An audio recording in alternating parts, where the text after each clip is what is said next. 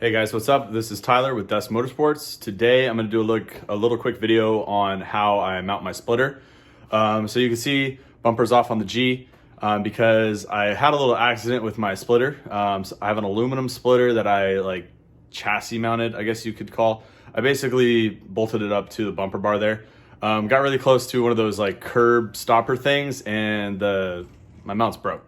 So in this video, I'm going to show you guys how to make a little bit more secure mounts for your splitters and a couple different ways to go about that. So you can see here, this was my old design for kind of like a splitter supporter. It was a good idea at first, but it can't really hold up to much abuse. This is just some 1/8 inch flat bar aluminum that I got from Lowe's. And I took 2 small bolts, drilled them through, bolted it on the back with some locking nuts or lock washers. This is what it looked like before. The other one this part got broke off when I hit the curb. This one got bent up pretty bad. So we're gonna be taking those off and putting on my new idea. So we're gonna be using this aluminum angle. If you guys didn't know, angle is a lot stronger than a flat bar because this is just flimsy and you can bend it up and break it just like that. I doubt you're gonna be able to do anything with this. It's 1/8 inch as well.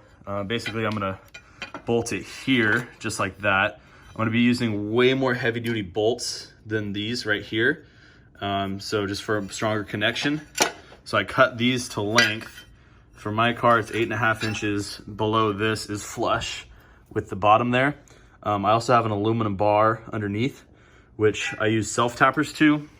Typically, I don't like using self-tappers, but this bar right here, there's really no way to get up on the other side to put a nut on it.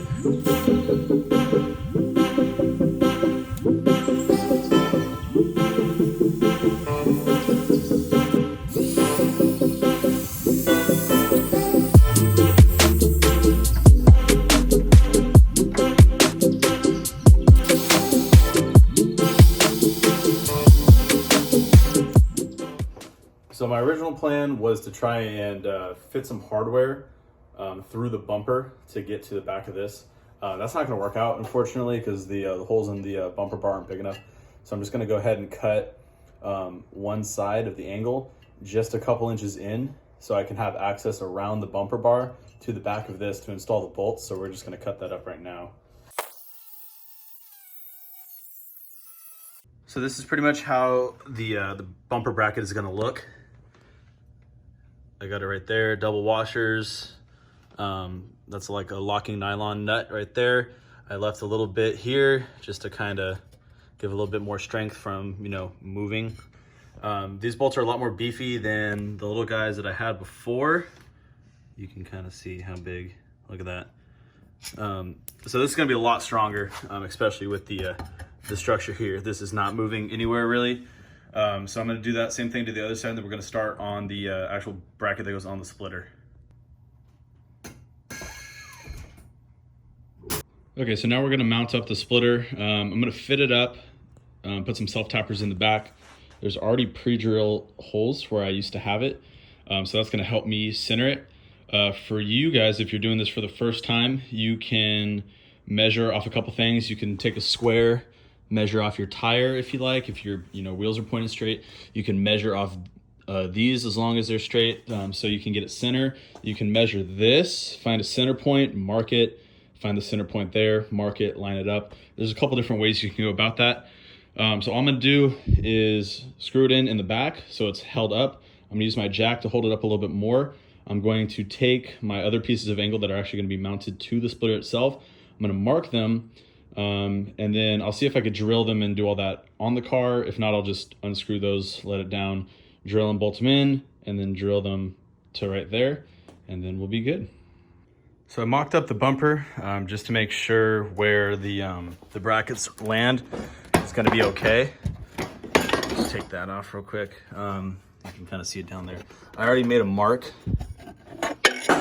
Pretty much there's the mark. So I have to cut out most of this for this to fit. I've already cut out right there. That's where the previous bumper thing went. So I'm gonna cut out all of this. Thankfully, these brackets, the way I want them, they're not gonna go in front of the bumper, which is nice because I'll show you what I'm gonna do. They're gonna add a little bit more stability to the sides, which really need it.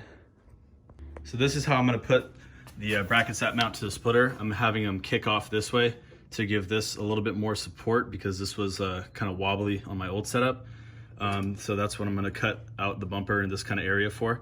The bumper goes to like right here, so it's really close. So that should work just fine. So I'm gonna mock that up, get to cutting and drilling, and then we'll see how it works.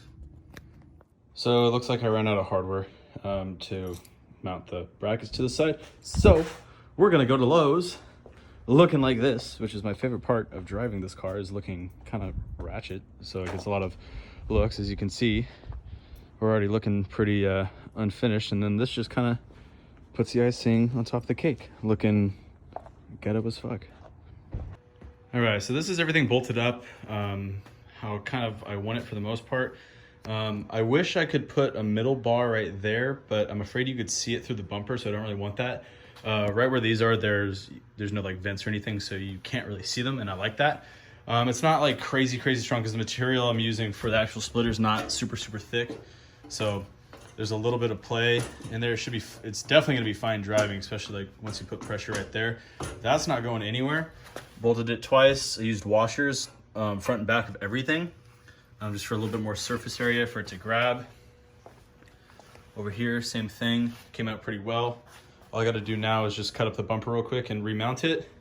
I gotta order some of these little splitter rods because these are just like the cheap Amazon ones and they break all the fucking time. So I need to order some, probably order some better ones.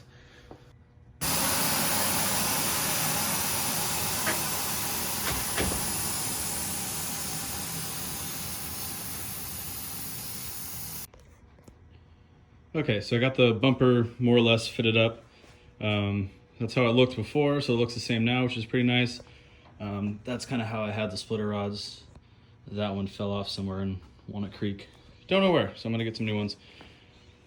So we're looking good. Everything's looking pretty good.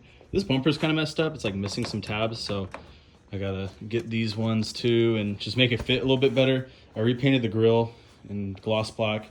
I might have to get this powder coated in gloss black too, just because I kind of like the look of it. And yeah, that's basically my little tutorial on how to install a splitter without, like most people instinctively do. And I've seen a lot of this, people just like drill it into the fiberglass bumpers. And that's just a recipe for getting it ripped off on the freeway, if you ask me. So chassis mount, bumper mount, whatever you want to call it, that's the best way to go.